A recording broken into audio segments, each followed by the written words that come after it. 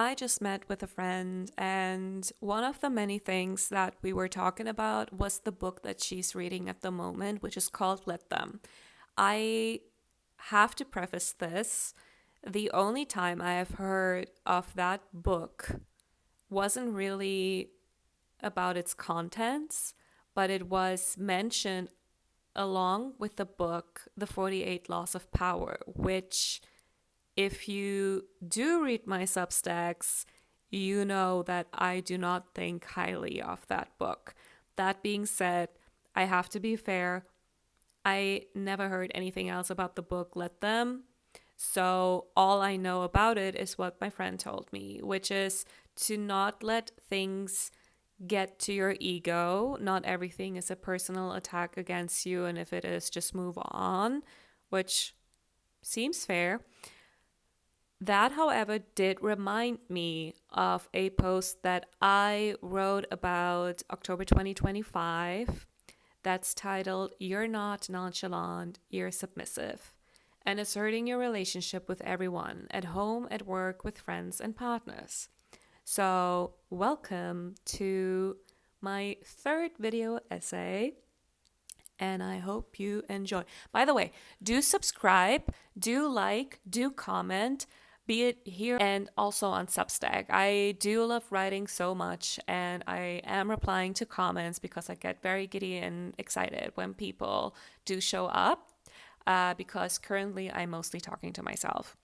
So let's go. Last year, that is 2024, not 2025, because again, I wrote this in October. I came to think about how much I was willing to bend for the sake of friendship.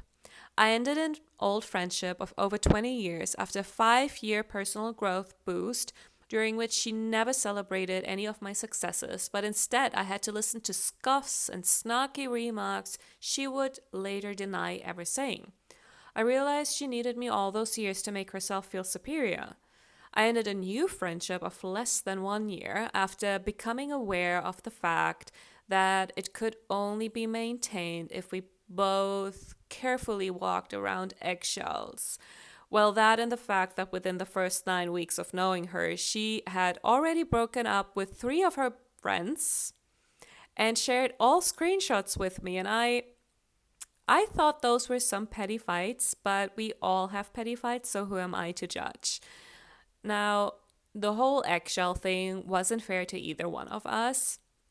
So it was just better to let it go. That being said, I'm obviously not going into detail about that friendship, but it was kind of a whirlwind, and it kind of escalated the very same day, the very same moment that I was quitting my dream job.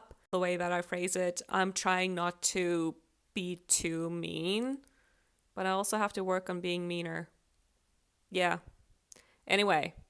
1 year friendship was ended with me after she registered that my critique of governments and economies was not exclusive to the country I lived in, which is Germany, but extended to others too, including hers, which is the United States. While my approach to dealing with the things that are around me and that are out of my control, such as what's happening in this world right now, is often satirical, hers was more serious. And sometimes I still mourn this friendship and leave my door open for a possible return nonetheless. Did you hear that? Okay. Nonetheless, these 3 breakups have taught me invaluable lessons on what I am and am not willing to sacrifice for the sake of community. Now, the price of community is inconvenience. In one form or the other, we've all heard this little piece of wisdom. I've learned this from my family more than anyone else. We definitely have our differences, our fights and fallouts, oscillating between petty and serious issues, but when it comes down to it, we do show up. Everyone in my family sees it as their responsibility to be there for one another. Sometimes with a sigh, sometimes with a roll of their eyes, and of course other times with joy. A popular discourse online is that of you don't owe anyone anything, but I beg to differ. If we want to live in a substantial community, be it family, friends, colleagues, or neighbors, we all need to pay our contributions for it to work. We can't live our lives only serving ourselves and expect to build a fulfilling relationship that way. In what economy does that work? Now, perhaps the biggest lesson from those 3 friendship breakups was, as banal as it sounds, being true to myself. I know, cheesy, right?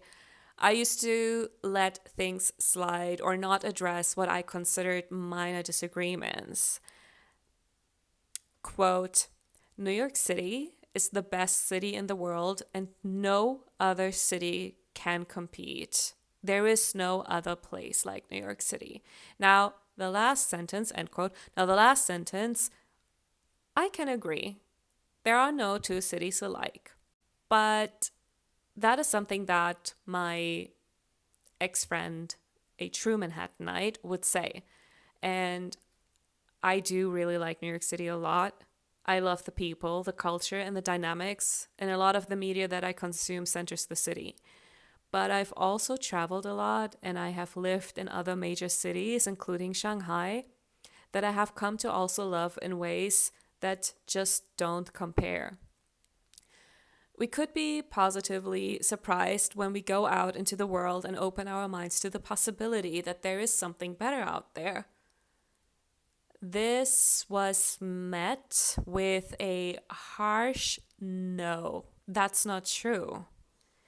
New York City is objectively the best city. There is no discussion. That was her reply. And I have been taught to not argue with my ex-Dominican friend from New York City in the sense that I do not want to get into a fight. So recalling this conversation now, I have to admit I am not sure who she was trying to convince, me or herself. Not agreeing with her self-affirmations seemed to offend her, so why would I even go there? I let her have her truth. I did that often with others too. Eventually, I learned that in doing so, I was altering the dynamic in my relationships. What I did out of either compassion to them or indifference to the subject was perceived as submissive and agreeable. This would result in me being perceived as aggressive or unreasonable when I finally would express disagreement on a subject, since disagreement was disproportionate to my usual silence. In comparison to the people I've met since, I expressed disagreement immediately and haven't had any issues so far. So by me swallowing my words or making my thoughts more digestible, I was really doing a disservice to myself and others. In retrospect, I now feel it was immature of me. Friends deserve your honesty. They deserve to know you and your values, and you deserve to be understood, which can only be the case if you are your authentic self. Thus, companionship requires you to show up as you are. That's the essay. It was the 3rd one that I wrote ever, so I was still getting into, you know what? No, that's it. Bye.